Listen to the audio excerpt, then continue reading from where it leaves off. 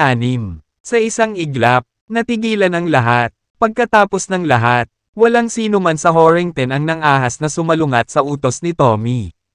Ngunit sa araw na iyon, ang tila ordinaryong Jared ay hindi nagpapakita sa kanya ng anumang paggalang. Ekspresyon ni Tommy, naging malamig, at ang kanyang mga mata ay nagniningning ng pagpatay. Sa gilid, malapit nang humagalpak si Layton sa kakatawa. Siya sa loob-loob, Crow. Patayin siya. Tapusin mo siya. Ginoo. Chance. Bilasan mo at humingi ng tawad kay Mr. Lewis. Nagmamadaling hinatak ni Josephine ang manggas ni Jared. Nakaramdam ng pangamba kaya nabasa siya ng sipon. Pawis. How dare you go against Mr. Lewis? Bata. Dapat may death wish ka. Angal ng isa sa mga alipores ni Tommy habang inihampas ang kamao kay Jared. Ginoo. Lewis. Ako. Humingi ng paumanhin sa ngalan ni Mr.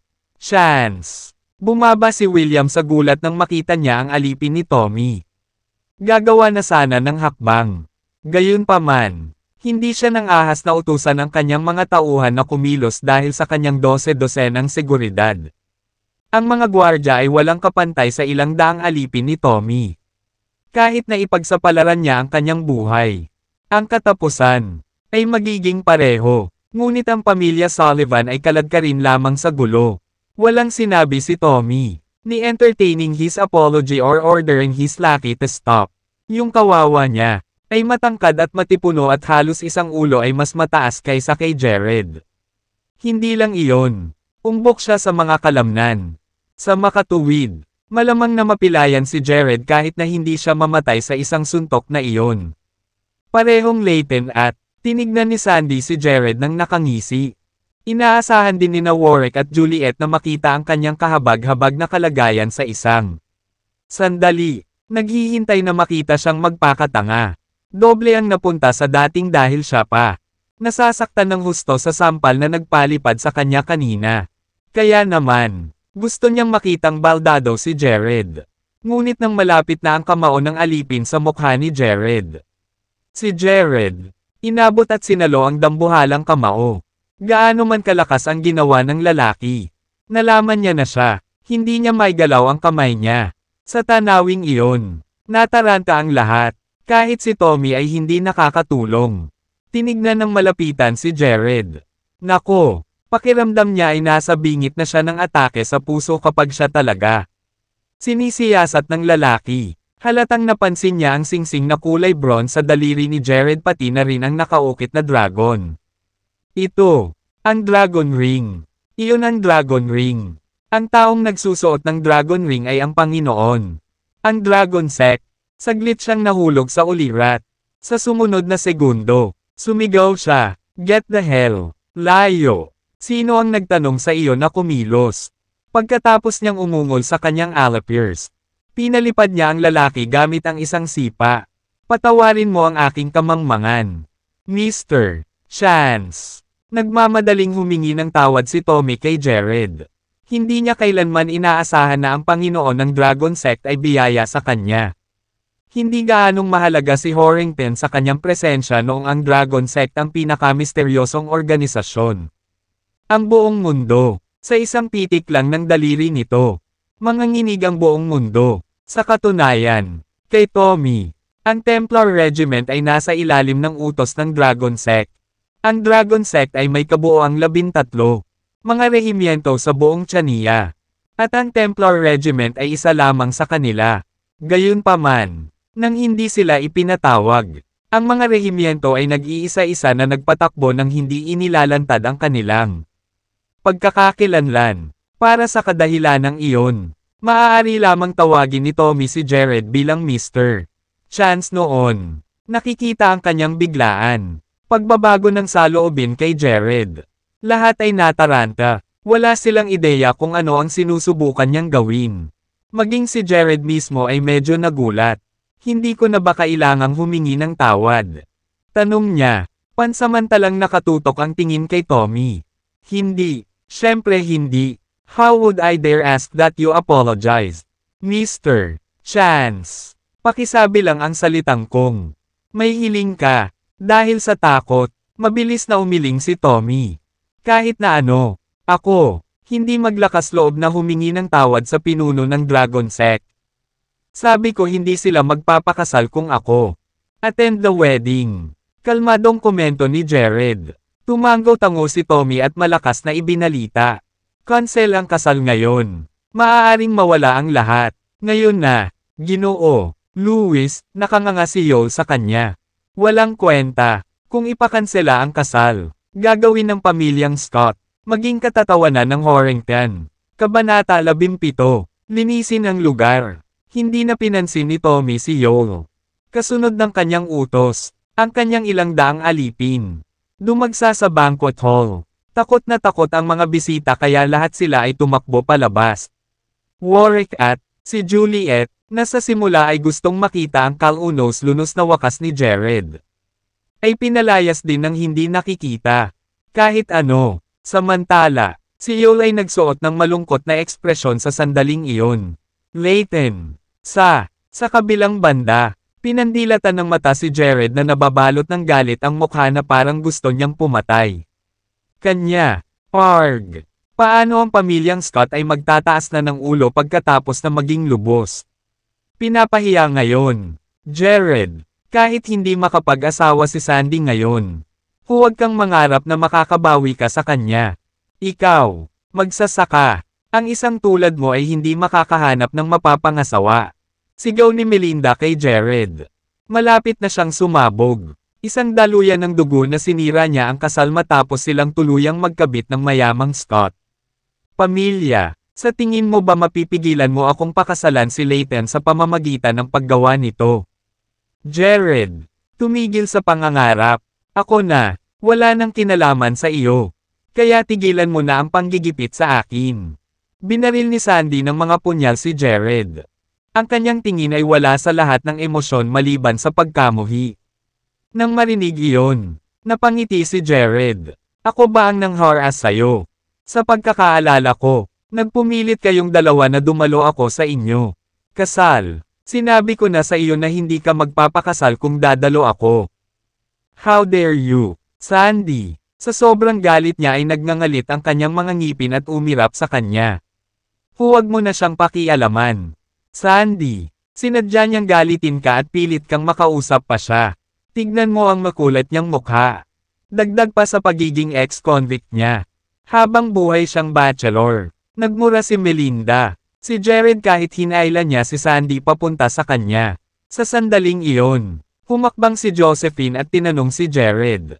Mataimtim. Kung ayaw mo, Mr. Chance, pwede ba akong maging girlfriend mo? Sa hindi inaasahang pangyayari, agad na naroot si Jared sa lugar. Hindi niya inaasahan na sasabihin niya ang ganoong bagay sa publiko noong siya ang tagapagmana ng pamilya Sullivan at magiging pinuno ng pamilya Sullivan sa hinaharap. Pulang-pula ang mga mukha ni na Sandy at Melinda. Galit na galit nang marinig ang tanong ni Josephine. Iyon ay hindi mapag-aalinlangan ng isang sampal sa kanila. Lalo na, noong idineklara pa lang ng huli na hindi na makakahanap ng girlfriend si Jared kapag siya ay walang tao. Ang mga kamay ni Sandy ay nag-ikot sa mga kamao. At ang kanyang mukha ay mainit na nag-alab. Sinabi ko na lang sa kanya na huwag na akong guluhin noong pangalawa. Pero sa isang kisap mata, ang tagapagmana ng Sullivan family umamin sa kanya. Kung ikukumpara sa kanya, hindi ako karapat dapat pansinin. Payagan mo ako. Isaalang-alang ito para sa 2 araw. MS. Sullivan. Hindi pa ako masyadong handa. Napangiti si Jared kay Josephine. Alam niyang sinasabi lang nito iyon para matulungan siya at mapatunayang mali si Sandy at ang kanyang ina. Gayunpaman, lubos pa rin siyang nagpapasalamat na tutulungan siya nito sa halaga ng kanyang reputasyon. I'll try my best and give my all para tanggapin mo ako. Mr. Chance. Isang matamis na ngiti ang ibinigay sa kanya ni Josephine. Bumalik. Kasunod nito, umalis ang pamilya Scott at ang pamilya ni Sandy. Nung papaalis na sila, ang tingin kay Joel, napakabangis ng mga mata na para bang gusto niyang patayin si Jared kaagad. Mula sa hitsura ng Bagay, hindi pa niya isusuko ang kanyang paghihiganti. Maging sina William at Josephine.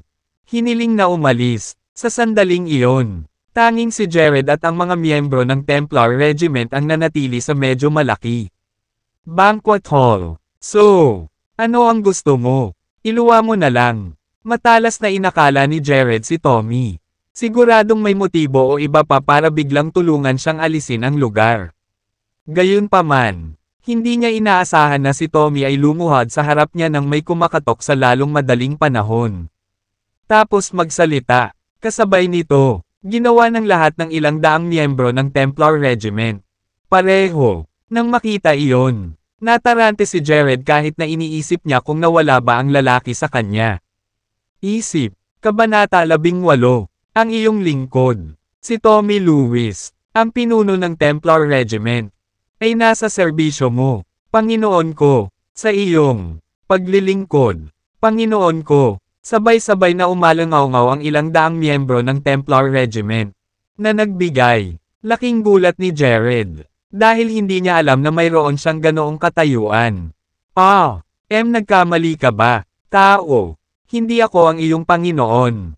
Napakamot siya sa ulo. Ang taong nakasuot ng dragon ring ay ang pinuno ng Dragon Sect. Walang pagkakamali dyan. Iginiit ni Tommy, sa pangungusap na iyon. Isang fragment ng memorya ang sumilay sa kabuuan. Isip ni Jared. Noong nasa kulungan ako, patuloy na iginiit ni Draco na siya ang Panginoon ng Dragon. Ang sekta, maya-maya, binigyan niya ako ng singsing. Mukhang dahil sa singsing na sinasabi ni Tommy na ako ang pinuno ng Dragon Sect. Ibig mong sabihin dahil sa singsing na ito na suot ko? Sunod-sunod na tanong ni Jared. Pagtanggal ng singsing. Oo. Iyan ang Dragon Ring ng Dragon Sect.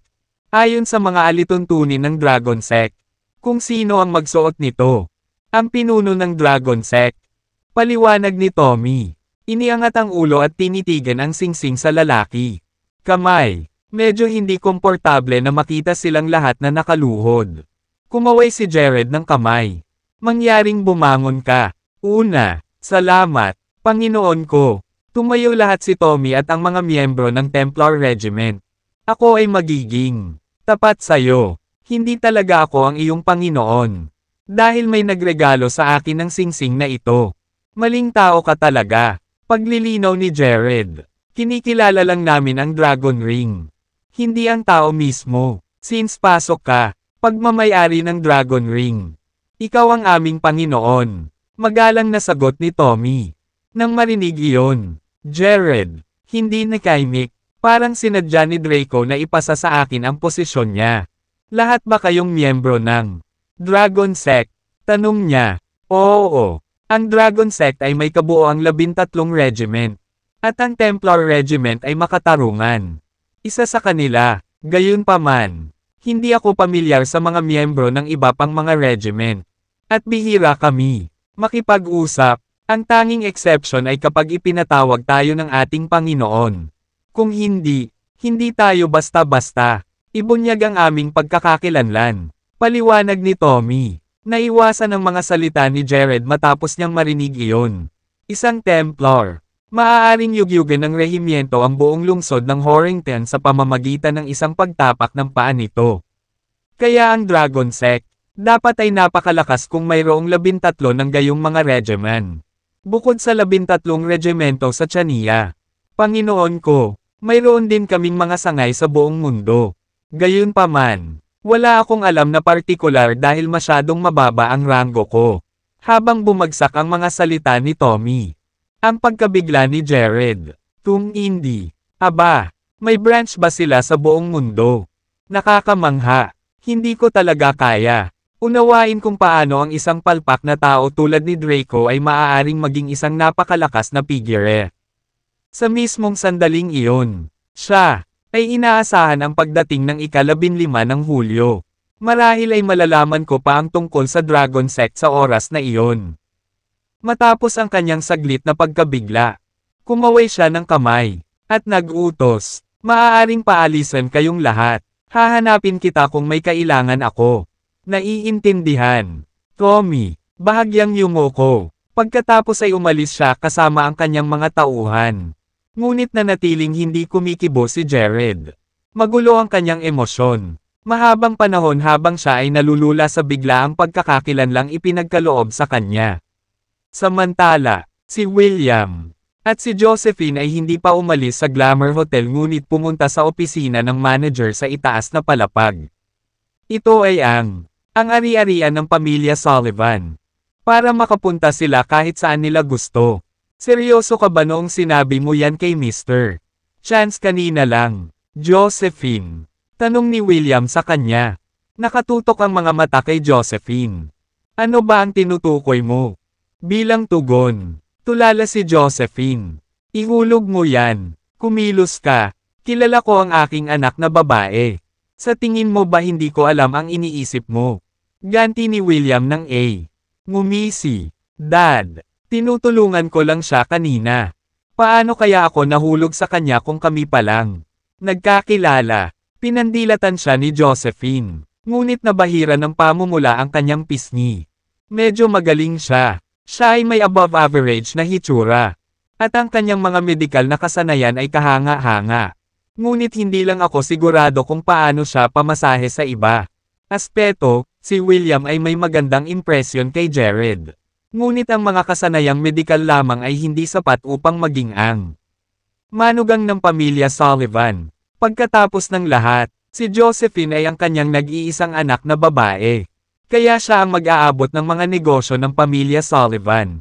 Sa kanya, dahil dito, kailangan niyang humanap ng taong makakatulong sa kanya na pamahalaan ang kumpanya.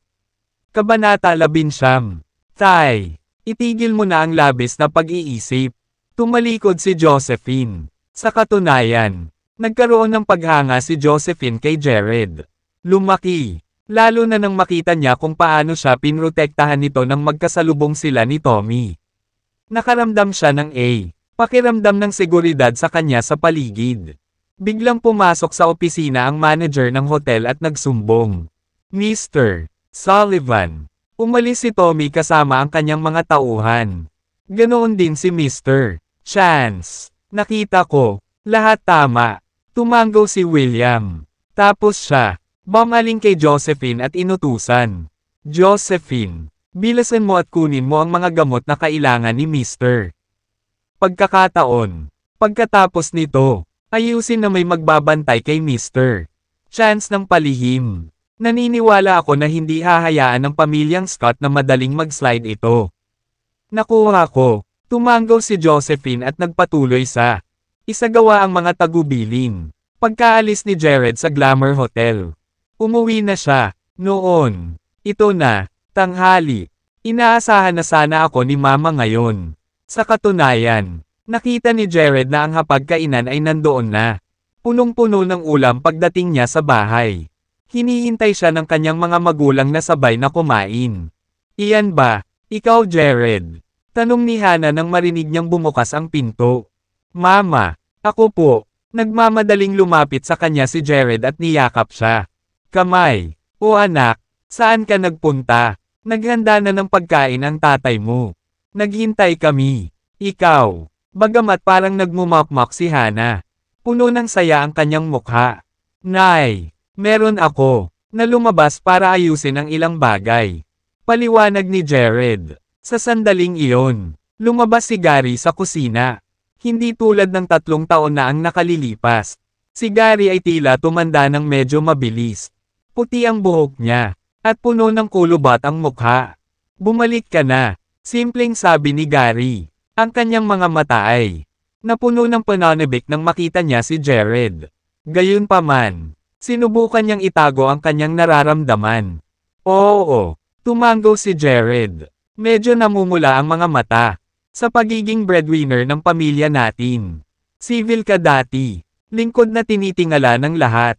Noon, ikaw ay isang masigla at mag-ara na lalaking nakatoks. Sa kasamaang palad, ang nakalipas na 3 taon ay dapat na mahirap sa iyo. Tere, kain na tayo bago lumamig ang pagkain. Sabi ni Gary bago niya inihain kay Jared ang isang plato ng pasta. Si Jared ay may isang strict upbringing dahil authoritative figure si Gary sa bahay. Sa makatuwid, Ito ay hindi kailanman naging isang pamantayan para sa Gary na maghain ng pagkain sa sambahayan. Bukod dito, ang mga pagkain ay palaging inihahanda para kay Gary sa halip na sa iba. Mga paraan sa paligid. Sa katunayan, ang kanilang paraan ng pamumuhay ay lubhang nagbago. Sa tanghalian, wala si Gary o Jared. Nagsalita ng isang salita, dahil sa kanyang paglaki. Laging nag-iingat si Jared sa kanyang ama. Si Hannah, sa kabilang banda, ay sa halip, madaldal. Sa napakaraming bagay sa kanyang isipan mula nang makulong si Jared. Binigyan siya ni Hannah ng mahabang lecture. Jared, ngayong nakabalik ka na, maghanap ka na ng trabaho at girlfriend. Kahit na ang aming pamilya ay hindi maganda ang pinansyal. Naniniwala ako na magiging maayos ang mga bagay kapag pinagsikapan mo ito ng iyong ama. Si tatay ay maaaring kumita ng kaunting pera sa pagwawalis sa mga lansangan. Pagkatapos, kukunin ko ang tita Polly mo para hanapin ka ng girlfriend. Kapag nakaayos ka na at magkaroon na ng sarili, pamilya, magiging maayos din ang lahat. Samantala, huwag mo nang hanapin si Sandy dahil mayroon na siya. Kasal na sa pamilya Scott. Hindi natin sila kayang tawirin. Mangyaring huwag ulitin ang iyong pagkakamali. Parang hindi ko kakayanin kung babalik ka sa kulungan. Bilang tugon, tumango lang si Jared. Sa pamamagitan ng pagkatapos ng tanghalian, nilinis ni Jared ang hapagkainan at naghilamos. Samantala, naglalagay si Gary sa kanyang sanitation work uniform dahil oras na para pumasok siya sa trabaho. Pare, ngayong nakabalik na ako, please, huwag nang bumalik sa paglilinis ng mga kalye. Ako na ang bahala sa atin. Pagkatapos ay naglabas si Jared ng isang set ng mga susi. At sinabing, mayroon akong kaibigan na handang magpahiram sa amin ng magandang bahay. Paano kung mag-impake na tayo ng mga gamit natin at doon na tayo lumipat? Nais ni Jared na ilipat ang kanyang mga magulang sa Dragon Bay. Dahil masyadong sira ang bahay na kanilang tinutuluyan. Gayunpaman, hindi siya nang ahas na maglinis. Kung paano niya nakuha ang lugar. Sa halip, sinabi na lang niya sa mga ito na hinihiram niya ito sa isang kaibigan. Kabanata 20, tungkol naman sa 10 milyon. Hindi pa rin sinabi ni Jared sa kanyang mga magulang dahil wala siyang ideya kung paano ipapaliwanag. Kung saan ito nanggaling. Hindi ko naman siguro masasabi sa kanila na pagkatapos ng 3 taong pagkakakulong. Hindi lang sa kanila, anak ay pumili ng ilang banal na martial art. Ngunit siya rin ay naging pinuno ng Dragon Sect. Pupunta sila. Isipin mo na baliw na ako. Bahay ng kaibigan mo. Saan iyon? Na-curious si Hannah. Nasa Dragon Bay. Kalmadong sabi ni Jared sa abot ng kanyang makakaya. Ano? Gulat na bulalas ni Hannah at Gary. Dragon Bay ay ang pinakamarangyang lugar sa Horrington. Ito ay inookupahan lamang ng mga mayayaman at sikat. Sobrang mahal, na kahit hindi nawala ng trabaho si Gary, hinding-hindi niya kakayanin na manatili doon sa buong buhay niya. Sino ba talaga ang kaibigan mo? Hindi lang siya makakabili ng bahay doon, kundi pinapahiram din niya sa iyo. Matigas na tanong ni Gary. Hindi mo malalaman kahit sabihin ko sayo. Hindi nakakumbinsi na sagot ni Jared. Ngumisi si Gary at nagpatuloy. Sa tingin mo ba maloloko mo kami? Una, paano ka nagkaroon ng ganoong kaibigan? Pangalawa, walang paraan na may magpapahiram sa iba Bahay sa Dragon Bay. Wala ka bang ibang natutunan sa kulungan maliban sa bluffing? Paano naman ikaw? Maghanap ka na lang ng maayos na trabaho at itigil mo na ang pangangarap. Dahil hindi kumbinsido, ipinagpatuloy ni Gary ang kanyang trabaho, damit, at siya ay tungkol sa bakasyon para sa trabaho. Tay, paano mo nasasabing nambobola ako kung wala ka pa? Nakita mo pa ba ang bahay? Bakit hindi mo na lang ako bigyan ng credit? Ano man ang iniisip mo? Determinado akong ilipat tayo doon ngayon. Inis na sigaw ni Jared. Sa buong buhay niya, hindi kailanman naibigay ni Gary kay Jared ang pagkilalang nararapat sa kanya. Kahit noong si Jared, minsan naging presidente ng student council sa universidad dahil sa kanyang huwarang akademikong resulta. Tumanggi si Gary na kilalanin ang kanyang tagumpay. Ganyan talaga si Gary. Bilang isang ama. Sige, sige. Sinubukan ni Hana na pakalmayan si Jared. Gary, kakauwi lang ng anak mo. Bakit hindi mo magawang maging mas mabait sa kanya? Matapos bigyan si Gary ng nakikinig, lumingon si Hana kay Jared. Jared, naniniwala ako sa'yo. Bakit hindi mo ako dalhin sa Dragon Bay para iikot? Hindi pa ako nakakapunta doon. Okay, Mom. Magta-taxi ako agad. Pansamantala, mangyaring mag-impake, mga gamit natin. Tapos nag-walk out si Jared. Nang lampasan niya si Gary. Bamulong siya. Dad, I'm telling the katotohanan. Sumunod ka sa akin. At makikita mo mismo. Matapos ang ilang pag-aalinlangan. Sumunod si Gary at inayos na rin ang kanyang mga gamit. Sa wakas ay dumating na silang tatlo. Sa Dragon Bay sakay ng taxi. May dalawang nakakatakot na security guard na nakatayo sa entrance. Sa katunayan, kahit na ang pagiging isang security guard sa Dragon Bay ay itinuturing na isang hindi kapani-paniwalang gawain. Walang paraan ni isa, maaaring makakuha ng trabaho ng walang ilang koneksyon sa mga iginagalang na individual. Nang makita ng mga security guard, papalapit na ang taxi, sumugod ang isa sa kanila. Habang nakaharang sa pasukan, nagtanong siya na may pagtataka sa tono. Anong ginagawa mo dito? Sa kabuuan ng kanyang 3 taon bilang security guard sa Dragon Bay, wala pa siyang nakitang pumasok sa isang taxi. Yun ay dahil lahat ng mga residente sa lugar ay maruruming mayaman. Lahat sila ay may kanya-kanyang sasakyan at kahit na mga personal na driver. Ako ay residente dito. Kalmadong sabi ni Jared pagkababa ng sasakyan. Residente. Ang laki ng security guard. Tumayo si Jared bago tumingin sa kanyang mga magulang. Dahil hindi kumbinsido ang gwardya. Napangiti siya.